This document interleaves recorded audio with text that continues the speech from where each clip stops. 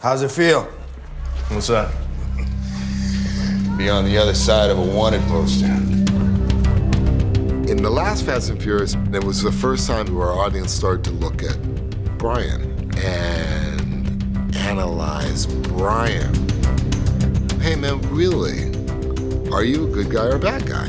And in this film, he very much has to learn how to be a criminal and learn how to run on this opposite side of the law. And that dynamic is exciting because you've never seen Dom and Brian on the same side. You don't have a place to hide. Who's hiding?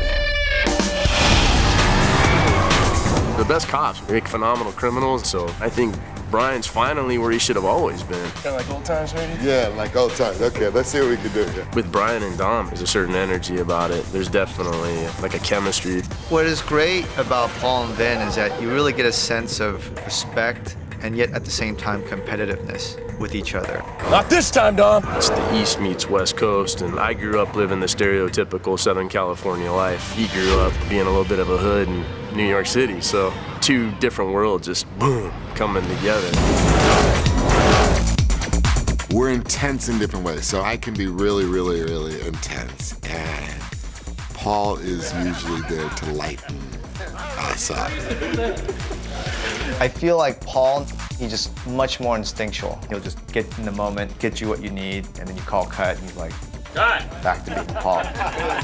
No, we're gonna do a little. I think it's that pull and push between the two that always makes us, as viewers, interested to see what's gonna happen next. If you're gonna survive, stop thinking like a cop.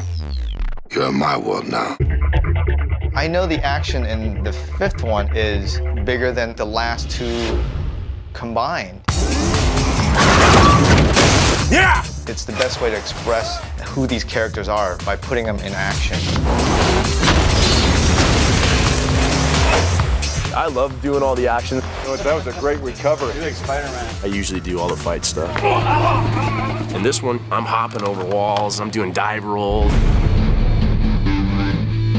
The chase scene, the whole sequence, nothing is structurally sound. It's on a 30-degree incline. It's every problem that you can imagine. Hang in there, Mike, somebody's coming up. To keep someone safe, you're against it. Superman couldn't have done it better. We were just gonna have stunt people do it. But I've done 5 pictures now with Paul. That's it. And so I know Paul really well, and he's just, hey, look, whatever you want to do, I'll do. I got there and I saw this this massive 20-foot jump. And I was like, how am I gonna do that? Got it. Yeah, right? But Paul's such a pro at this and he's done it so many times that thank God I was holding his hand, so that made it pretty easy. Action!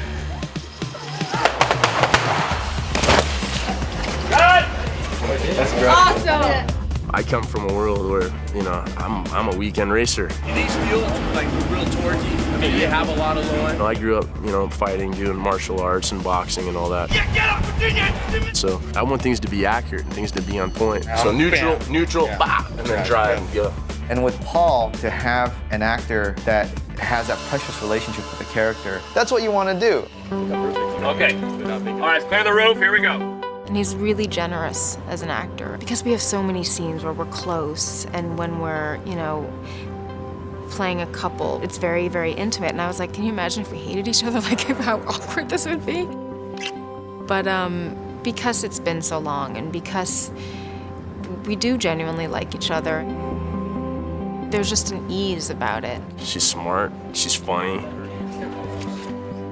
and that makes it easy for me. I mean, she's been my girlfriend basically for 10 years.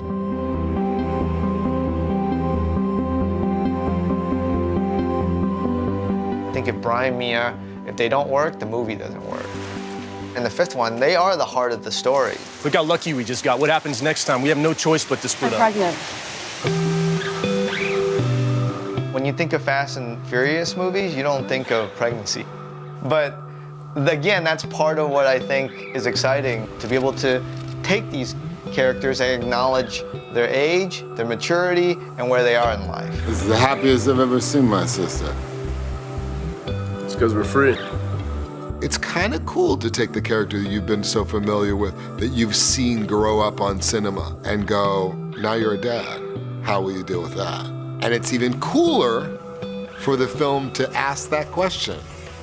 How do you be a good dad? How will I know I'll be a good dad? And I love that because it gives him a really nice arc. And I think a lot of the audience, they're gonna be able to relate to Brian's journey. Brian's okay with being on the run and being a criminal because for the first time, I think, in his life, he's living right. He's no longer lying. He's being true to himself. You got Brian, you got Dom, you got Mia, and at the end of the day, we're all gonna go out together if we're gonna go out.